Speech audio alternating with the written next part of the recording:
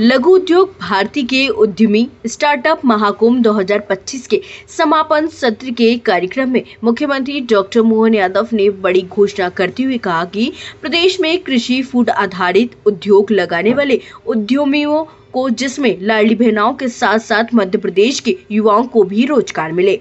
ऐसे उद्यमियों को भी मध्य प्रदेश सरकार उसमें कार्य करने वाले कर्मियों के वेतन का 5,000 रुपए प्रति माह 10 साल तक के लिए देगी। मुख्यमंत्री ने उद्यमियों के लिए एक और घोषणा करते हुए कहा कि मॉर्गेज लोन पर स्टाम्प ड्यूटी की माफी का लाभ किसानों के साथ साथ लघु उद्यमियों को भी मिले। इसके लिए सरकार योजना बना रही है। लघु उद्योगों को फायर एनओसी में आने वाली कठिनाइयों के सरलीकरण को लेकर दिसंबर में विधानसभा में नया कानून लेकर आ रहे हैं। गोविंदपुरा भोपाल में MSME कन्वेंशन सेंटर में आयोजित लघु उद्योग भारती के स्टार्टअप महाकुंभ में उद्यमियों से चर्चा करते हुए मुख्यमंत्री ने कहा कि लघु उद्योगों को ब्लॉक स्तर पर भूमि आवंटित करेंगे। इसके लिए नए औद्योगिक क्षेत्र विकसित करेंगे। कार्यक्रम के मुख्य वक्ता राष्ट्रीय स्वयंसेवक संघ के सर कार्यवाहक कृष्ण गोपाल ने कहा कि पूरे देश में 6 करोड़ लघु उद्यमी हैं, जिनका देश की GDP में 45% योगदान है। विश्व में संकट है, जो मशीन बढ़ेगी रोजगार कम हो जाएगा। अमेरिका की जनसंख्या हमसे कम है, तब भी वहाँ बेरोजगारी ज्यादा है। देश में लघु उद्योग 90% रोजगार देते हैं, जबकि बड़े उद्योगों का रोजगार में महज 6.5% योगदान है। कार्यक्रम में मंत्री चैतन्य कश्यप, मंत्री विश्वास सारंग, मंत्री कृष्णा गौर सहित प्रदेश भर आए उद्यमी शामिल हुए। उसे कोई भाव नहीं और उसी आधार पर भी हमने उस तरह से उस निर्णय को भी लागू किया। और आपको बताना चाहूँगा, इसी आधार पर फायर के लिए भी इसी दिसंबर के सत्र में हमारे एक नया बिल आ रहा है, जिसमें हम ये प्रक्रियाधीन है, जिसके आधार पर समयबद्ध और सरल रूप से सारी एनओसियां सभी को लाभ दिलाएंगे। इंडस्ट्री वाले मामले में इस परेशानी का समाधान भी करेंगे, इसमें कोई परेशानी नहीं आएगी। और साथ ही साथ जैसे हमारे अपने राज्य के अंदर खेती के लिए फूड इंडस्ट्री के मामले में रोजगार आधारित उद्योग करने के लिए ऐसा हमारे राज्य के अंदर अभी हमने इंडस्ट्री पॉलिसी में 2 बात की गुंजाइश दी कि जो मशीन आधारित इंडस्ट्री लग रही है उनका अपना काम है, उनको अपना तरीके से व्यापार कराना। लेकिन अगर वो रोजगार आधारित उद्योग लगा रहे हैं तो जैसे लाडली बहना को हमको अभी 1500 से लेकर 1,500 तक आगे हमको घर बैठे उनको अपनी व्यवस्था से लाभ देना, हमने कहा इससे बात नहीं बनेगी। जो बहनें लाडली बहना अगर आकर के हमारी इंडस्ट्री में काम करेगी तो उसको 1,500 या 3,000 नहीं, उसको 5,000 रुपये महीना सरकार दिलाएगी, ताकि वो रोजगार से जुड़े अपने काम करके आए और बाकी इंडस्ट्रीज देगा। मतलब सरकार 5,000 देगी, 8,000 हमारा उद्योगपति देगा, तो कुल मिलाकर 12-13,000 मिलेंगे। लेकिन काम करते करते उसकी जिंदगी में भी अपनी परेशानी का निदान मिले, हमको श्रम आधारित लेबर भी मिले। और इसलिए रोजगार आधारित उद्योगों के लिए हम उद्योगों से MOU भी कर रहे हैं कि आप अपनी इंडस्ट्री लगाइए और उसकी बहुत बड़ी कीमत वाली भी, बहुत छोटी, अगर हमने 500 करोड़ से ऊपर वाली मशीन आधारित उद्योगों के लिए हमने कहा कि सब प्रकार की सुविधा देंगे, तो ये 40-50 करोड़ की इंडस्ट्री, 10-20 करोड़ की इंडस्ट्री भी अगर रोजगार परक लगाते हैं तो उसकी आने वाली लेबर, वो लेबर अपनी 100 से लेकर 4,000, 7,000 तक भी हो सकती है। जैसे कॉटन आधारित उद्योग हमारे हैं, तो हमारी धागा, धार, निमाड़ का पूरा बेल्ट, ऐसे में कॉटन से धागा से लेकर कपड़े बनाने तक, कपड़े बना करके निर्यात करने तक वो इंडस्ट्री लगाते हैं। तो लेबर आप अपनी इंडस्ट्री में लगाएंगे, लेबर से आप अपना काम कराएंगे, निर्यात आप करेंगे, जो बाकी व्यवस्था आपकी इंडस्ट्री के माध्यम से आपकी हो सकती वो आप करेंगे।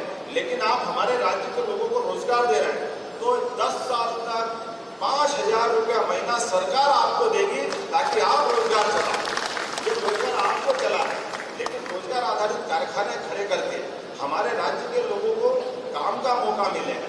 ऐसे कई प्रकार के सेक्टर में, अभी मेडिकल सेक्टर में भी हम इस तरह से आगे बढ़ रहे हैं कि हॉस्पिटल खोलो, हॉस्पिटल भी सब सेक्टर में खोलो, हॉस्पिटल के अंदर भी अगर काम करते हैं तो हम उस प्रकार से उसकी मदद कर रहे हैं। ऐसे हमारे आपके माध्यम से जो तकनीकी रूप से दक्ष करने के लिए संस्थान खोलते हैं, ITI खोलते हैं, पॉलिटेक्निक कॉलेज खोलते हैं, इंजीनियरिंग कॉलेज को भी हमने ये बड़े पैमाने पर अपने देश के बाहर भी और देश के अंदर भी ये अभियान चलाया हुआ है कि अगर आपके संस्थान के माध्यम से अगर आप अपने गुणवत्तापूर्ण उत्पाद के उस प्रकार के लोग ट्रेंड करना चाहते हैं तो हम ITI या इंजीनियरिंग कॉलेज भी आप चलाना चाहोगे तो आप में आपकी सहभागिता उसमें भी जोड़ेंगे। तो हम चाहते हैं कि हमारे राज्य के अंदर ही प्रतिभाएं अपने दक्षता हासिल करें और उस दक्षता के बलबूते पर वो अपने क्षेत्र में यही खप जाए।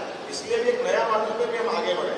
अभी अभी हमारा उज्जैन का जो इंजीनियरिंग कॉलेज कैंपस है उस इंजीनियरिंग कॉलेज कैंपस में IIT इंदौर के माध्यम से भारत सरकार के शिक्षा मंत्री को मैं बैठा वो बैठे, हमने कहा हमारे जो जितनी इंडस्ट्रियाँ लग रही इनके अंदर अन्वेषण के काम नए रिसर्च के काम चलना चाहिए क्योंकि अब नए समय में नए प्रकार की रिसर्च होती जाए तो रिसर्च के लिए वो बाहर क्यों जाए, हमारे राज्य के अंदर ही उपलब्ध होना चाहिए। इसीलिए डीप टेक रिसर्च पार्क बनाने की बात है। तो पहले तो ये बना कि 50% भारत सरकार 250 करोड़ भारत सरकार मिलाएगी और 250 करोड़ हम मिलाएंगे, लेकिन टेक्निकल मामले में कि IIT इंदौर है तो उज्जैन में क्यों करें, जबकि हमने कहा कि अब तो मेट्रोपॉलिटन बना दिया, इंदौर उज्जैन अलग नहीं है, लेकिन उसमें कुछ व्यवधान फाइनेंस की तरफ से आया तो हमने कहा 500 करोड़ भी हम दे देंगे, लेकिन IIT का ये एक्सपर्ट ही है, उनकी अपने आप में विशेषज्ञता है तो IIT को जोड़ करके हमारा भी टेक्निकल डिपार्टमेंट जुड़ेगा और ये अलग अलग प्रकार के अनुसंधान के केंद्र भी खड़े हैं। ऐसे ही अपने आपके माध्यम से जहाँ भी ऐसे संस्थान की आवश्यकता होगी सरकार आपके साथ खड़ी है, आप दक्ष अपना स्किल डेवलपमेंट के कार्यक्रम चलाएं और उसके माध्यम से लोगों को रोजगार भी दे। और कुल मिलाकर के हमारी आपकी जो भावना है, यशस्वी प्रधानमंत्री तो स्वयं 15 अगस्त में जब उनने बात कही है कि स्वदेशी सारी बातों का समाधान, और इस बदलते दौर में हमारे लिए सौभाग्य की बात है यशस्वी प्रधानमंत्री के उस आह्वान के बलबूते पर हमारी सरकार भी कदम से कदम मिला करके अपने सभी प्रकार के ऐसे उद्यमशीलता के कामों को बढ़ावा दे रहे हैं। मैं आपके MSME के आंकड़े देख रहा तो लगभग 6 करोड़ से ज़्यादा सूक्ष्म लघु MSME इकाइयाँ अपने देश के अंदर है, लेकिन जिनका 30% से ज़्यादा GDP में लाभ है। और हमारी सरकार ने भी बनाने के साथ ऐसा निर्णय किया कि सरकार बनने तो 1-1 साल की नीति नहीं बनना चाहिए, 5 साल के आधार पर अपने सारे कामों का हमने रोडमैप लेके प्रारंभ किया। तो 5 साल के अंदर हमको बिजली कितनी लगेगी और बिजली तो 20 साल तक आगे तक हम सोच रहे हैं। और उद्योग भी अपनी बिजली अगर वो उनको महंगा पड़ता है तो बिजली अपनी स्वयं की उत्पादित करें, उसमें भी हम मदद करने के लिए तैयार। अगर आप अपनी बिजली स्वयं उत्पादित करते हैं तो आपको भी सस्ती पड़ेगी। हमारे द्वारा जो टैक्स भी देना बिजली का हमारे द्वारा अगर हम अपने स्थानीय उपभोक्ताओं को रेजिडेंशियल में देते हैं तो कमर्शियल में भी देना चाहिए।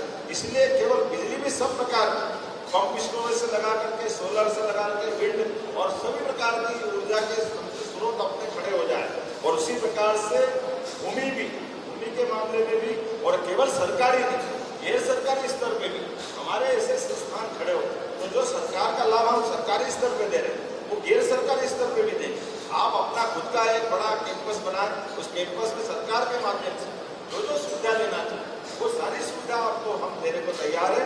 और इसीलिए विषय आधारित अलग अलग क्लस्टर भी बन रहे हैं। अगर हमारा मेडिकल डिवाइस पार्क उज्जैन में बन रहा है तो हमारा कई प्रकार के अलग अलग रोज ही उदाहरण के लिए एक के बाद एक लंबी हमारी श्रृंखला है। लेकिन आज लंबा समय हो गया, हम सबको भाई साहब को सुनना। मैं एक बार जोरदार अभिनंदन करें, मैं भाई साहब को मदद प्रदेश सरकार की ओर से अभिनंदन करना चाहता हूँ। हमारे लिए सौभाग्य की बात है, विद्वान लोग हमारे मार्गदर्शन करते हैं तो हमारे लिए उसका कई गुना हमारे काम करने की ताकत बढ़ती है। और भाई साहब की शुरू से आदत रही किसी भी क्षेत्र में जाए वो अच्छी बात के बातचीत में दो चार